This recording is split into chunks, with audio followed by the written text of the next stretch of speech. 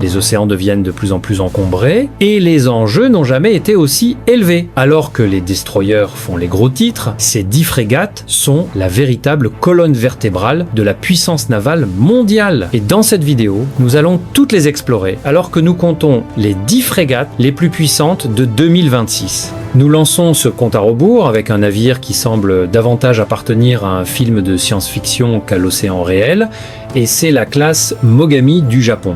Si vous regardez la coque de ce monstre, vous remarquerez immédiatement quelque chose d'étrange, car les côtés sont complètement lisses et presque dépourvus de tout équipement saillant. C'est l'avenir de la guerre navale où la furtivité n'est pas seulement une option mais toute la personnalité du navire. La force maritime d'autodéfense japonaise a conçu la classe Mogami pour remplacer les anciens destroyers et navires d'escorte, créant un prédateur multimission compact qui déplace environ 5500 tonnes à pleine charge. Ce qui rend ce navire si fascinant, c'est le niveau extrême d'automatisation impliqué. Habituellement, un navire de cette taille aurait besoin d'un équipage d'environ 200 marins pour fonctionner efficacement, mais la classe Mogami réduit ce nombre à seulement 90 personnes. Pouvez-vous imaginer à quel point les couloirs doivent être silencieux avec un équipage si réduit ? Il est équipé d'un canon naval BAE Systems de 127 mm à la proue pour les menaces de surface. Mais les vraies dents sont cachées. Il transporte des missiles anti-navires type 17 et un système de lancement vertical pour la défense aérienne, bien que les premières versions aient connu quelques retards pour installer toutes ces cellules. La caractéristique la plus distinctive est le mât intégré, style licorne, qui abrite tous les radars et capteurs dans une seule pointe élégante pour réduire la section radar. Il est également rapide, dépassant les 30 nœuds grâce à un système de propulsion combiné diesel et gaz. Le Japon construit ses engins à un rythme effréné car ils doivent patrouiller les chaînes d'îles et surveiller leurs voisins. Et franchement, c'est l'outil parfait pour le travail. Il est agile, difficile à détecter au radar et possède assez de punch pour faire réfléchir à 2 fois tout intrus avant de franchir la ligne. En quittant les eaux high-tech du Japon, nous nous dirigeons vers la Russie pour parler de la classe Amiral Grigorovitch, un navire qui peut sembler un peu plus traditionnel, mais ne vous laissez pas tromper une seule seconde, car il est lourdement armé. Cette frégate est née de la nécessité lorsque la Russie devait rapidement moderniser sa flotte de la mer Noire et ne pouvait pas attendre que les projets plus grands et plus complexes soient terminés. Le résultat est un navire de guerre de 4000 tonnes, qui est sans doute l'un des designs les plus équilibrés de la marine russe aujourd'hui. Il n'a pas les lignes lisses futuristes du Mogami que nous venons de voir, mais il a quelque chose d'encore plus effrayant, à savoir le système de missiles Calibre. Vous avez probablement entendu parler de ces missiles dans les actualités, car ils permettent à cette frégate relativement petite de frapper des cibles terrestres à des milliers de kilomètres de distance avec une précision chirurgicale. Cela transforme un navire de patrouille standard en un atout stratégique qui peut influencer l'issue d'une guerre terrestre. La classe Amiral Grigorovitch est également équipée du système de lancement vertical Shtilun pour la défense aérienne, qui est essentiellement la version navale du célèbre système de missiles Buk que vous voyez sur des camions. Il est robuste, fiable et conçu pour fonctionner dans des mers agitées sans se plaindre. Bien qu'il puisse manquer des caractéristiques de furtivité extrême de ses homologues occidentaux, il compense par une puissance de feu brute et une durabilité. Il utilise des turbines à gaz pour atteindre des vitesses de 30 nœuds, lui permettant de suivre le reste de la flotte ou de traquer des sous-marins en utilisant ses tubes lance-torpilles et ses lanceurs de roquettes anti-sous-marines. C'est un rappel que vous n'avez pas toujours besoin du navire le plus élégant pour dominer une région. Vous avez juste besoin des bons missiles et d'un équipage qui sait comment les utiliser.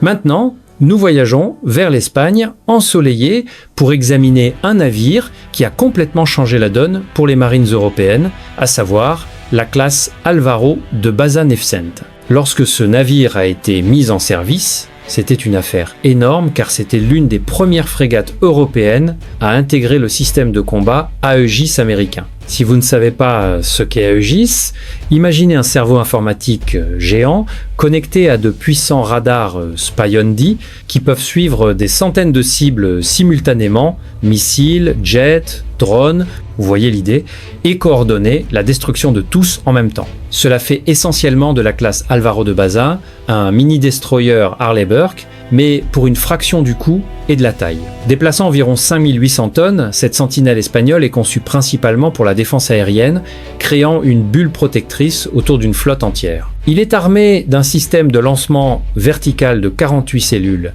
qui tirent des missiles Standard et des Evolved 6 Sparrow, ce qui signifie que tout ce qui vole dans un rayon énorme va passer une très mauvaise journée. Mais ce n'est pas seulement un bouclier flottant, il transporte également des missiles anti-navires Harpoon pour riposter contre des cibles de surface. Le design a eu tellement de succès que la marine australienne l'a regardé et a dit « nous voulons ça aussi » et l'a utilisé comme base pour leur destroyer de classe Hobart. C'est le compliment ultime dans le monde de la construction navale. Le navire utilise une configuration de propulsion combinée diesel et gaz pour naviguer efficacement ou sprinter à 28 nœuds lorsque la situation chauffe.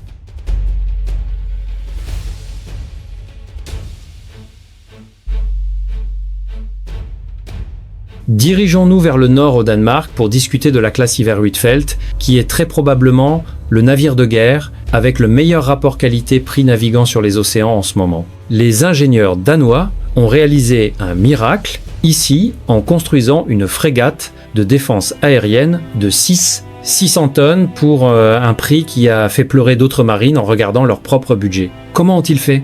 Ils ont utilisé la conception de coque d'un type de cargo commercial pour économiser de l'argent sur l'acier et la construction, et ils ont utilisé le célèbre système modulaire de charge utile de mission Stanflex. Cela signifie qu'ils peuvent échanger des modules d'équipement en fonction de ce que le navire doit faire, ce qui le rend incroyablement polyvalent. Mais ne pensez pas que parce qu'il était économique, il est faible. Cette chose est une bête. Il monte les radars incroyablement puissants APAR et SMARTEL, qui sont parmi les meilleurs capteurs disponibles en Europe, capables de voir des cibles à plus de 400 km de distance. Pour les armes, il frappe fort avec un système de lancement vertical de 32 cellules pour les missiles SM-2 et 24 autres cellules pour les 6 Sparrow, plus des lanceurs Harpoon pour les tâches anti-navires. C'est essentiellement une forteresse flottante qui protège les approches de la Baltique et de la mer du Nord. La classe Iver Huitfeldt est si efficace que lorsque la Royal Navy britannique cherchait un design pour leur nouvelle frégate Type 30,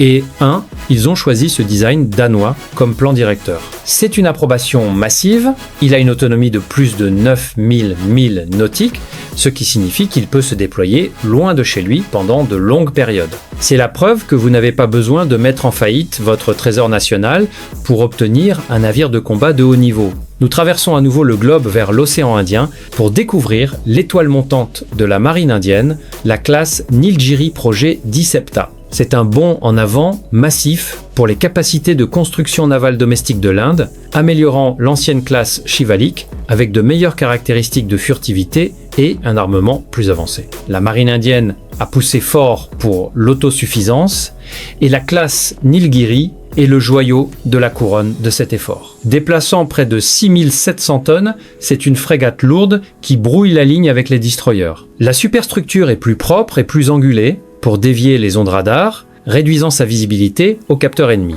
Mais ce qui rend vraiment tout le monde nerveux à propos de ce navire, c'est son arme offensive principale, le missile de croisière supersonique BrahMos. Celui-ci est largement considéré comme le missile de croisière anti-navire le plus rapide au monde, voyageant à des vitesses de Mach 3. La plupart des systèmes de défense des navires ne peuvent tout simplement pas réagir assez rapidement pour arrêter un BrahMos, donnant à la classe Nilgiri une capacité de première frappe terrifiante. En plus de cela, il transporte le système de missiles Barak 8 pour la défense aérienne, qui a été développé en collaboration avec Israël, offrant une excellente protection contre les menaces aériennes entrantes. Le navire utilise 2 turbines à gaz General Electric et 2 moteurs diesel pour atteindre des vitesses de 28 nœuds. À l'intérieur, il est rempli de capteurs indigènes et de systèmes de gestion de combat, montrant au monde que l'Inde est arrivée en tant que puissance navale majeure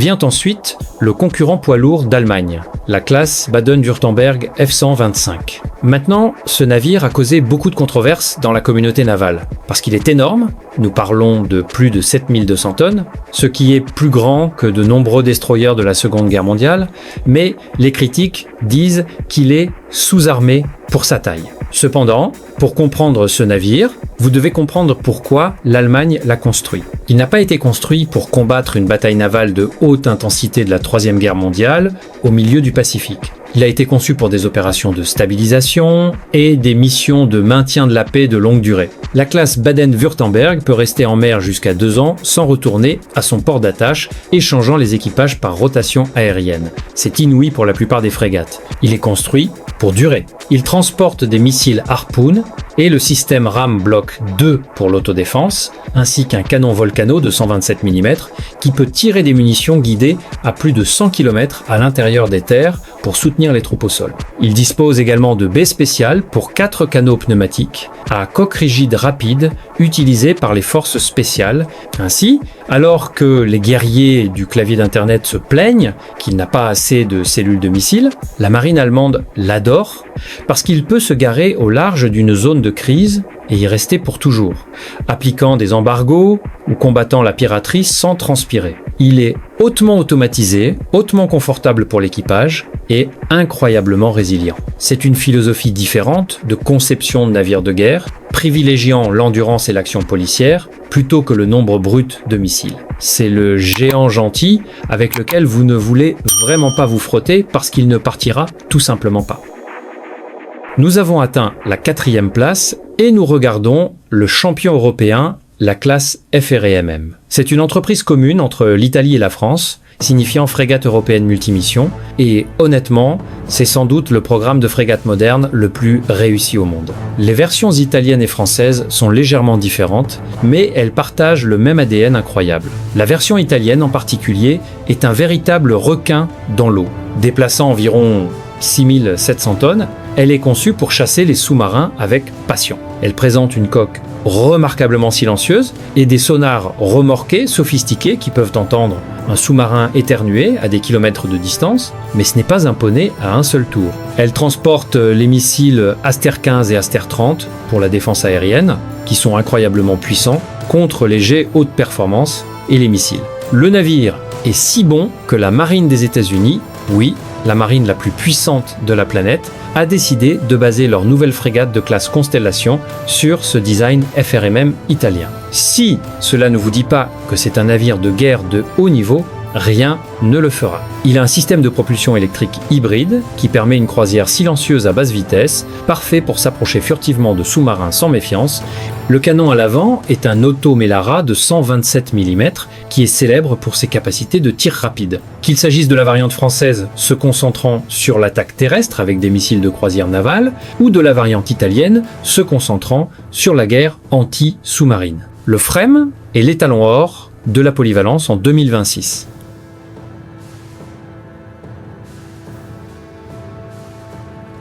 Maintenant, nous tournons à nouveau nos yeux vers l'Est pour discuter de la classe type 54B de Chine. Pendant des années, le type 54A était le cheval de bataille de la marine chinoise, produit en nombre massif comme des saucisses. Mais le nouveau type 54B est une évolution significative qui signale l'intention de la Chine de projeter sa puissance bien au-delà de ses eaux côtières. Vu clairement pour la première fois vers 2023 et 2024, ce navire est plus grand, estimé à environ 6000 tonnes, lui donnant de meilleures capacités de tenue en mer pour les opérations en eau bleue. L'amélioration la plus notable est la superstructure plus furtive et le radar à balayage électronique actif rotatif à double face, ce qui est difficile à dire, mais signifie essentiellement qu'il peut suivre les cibles beaucoup mieux que l'ancienne version. Il est probablement équipé d'un canon principal de 100 mm et d'un système de lancement vertical capable de tirer des missiles de défense aérienne HQ-16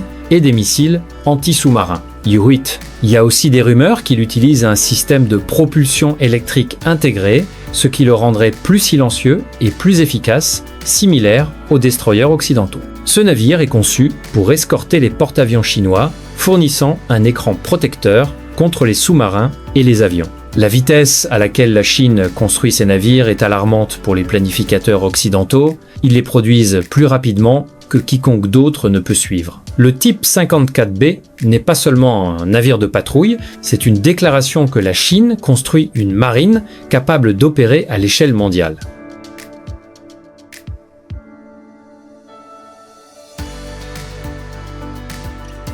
Au numéro 2, nous retournons en Russie pour le navire qui empêche les amiraux de l'OTAN de dormir la nuit, la classe Amiral Gorchkov Projet 22350. Si la classe Grigorovitch dont nous avons parlé plus tôt était le combattant économique, le Gorchkov est le champion poids lourd d'élite. C'est le combattant de surface le plus moderne et dangereux que la Russie ait jamais construit depuis la guerre froide. Bien qu'il déplace officiellement environ 5400 tonnes, il transporte la puissance de feu d'un croiseur, 2 fois sa taille. La caractéristique principale ici est le missile hypersonique Zircon. Cette arme vole si vite jusqu'à Mach 9 que les systèmes de défense antimissile actuels sont essentiellement inutiles contre elle. Une seule frégate Gorchkov pourrait théoriquement couler un super porte-avions ou détruire un centre de commandement avant même que l'ennemi ne le voie arriver sur le radar. Au-delà du Zircon, il embarque le système de défense aérienne poliment réduite avec 32 cellules, capables de tirer des missiles à longue portée pour contrôler l'espace aérien. La suite de capteurs est de premier ordre, avec des mâts intégrés et des radars à réseau phasé qui peuvent gérer plusieurs menaces dans un environnement saturé. La coque est conçue avec des principes de furtivité, réduisant considérablement sa signature par rapport aux vieux tas de rouille soviétiques. Cependant, le programme a été en proie à des retards de moteur et des problèmes de production, ce qui signifie qu'il n'y en a pas autant que la Russie le souhaiterait. Mais ceux qui sont en service en 2026 sont sans doute les frégates les plus meurtrières de la planète, purement en termes de puissance de frappe offensive.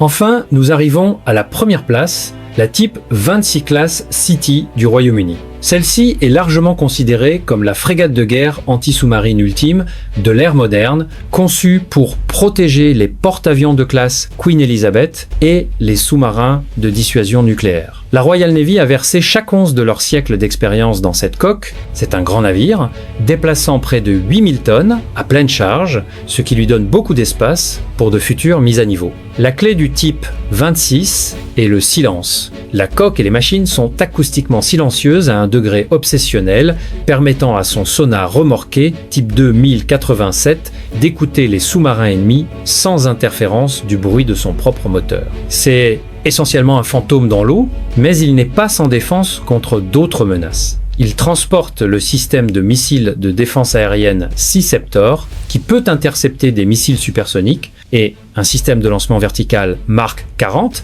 et un de 24 cellules pour les missiles de croisière Tomahawk ou les armes anti-navires. Le design est si supérieur que, comme le frame, il a été exporté. L'Australie les construit en tant que classe Hunter, et le Canada les construit en tant que classe River. Cela fait du type 26 la colonne vertébrale de l'alliance navale anglophone.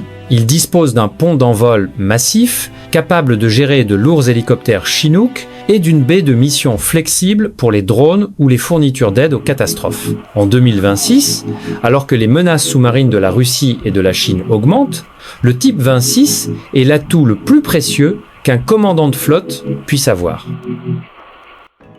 Et voilà les amis, c'était les 10 meilleures frégates au monde. Laquelle de ces machines vous a vraiment impressionné? Faites-le nous savoir dans les commentaires ci-dessous. Et n'oubliez pas d'aimer et de vous abonner si vous voulez voir beaucoup plus de classements comme celui-ci.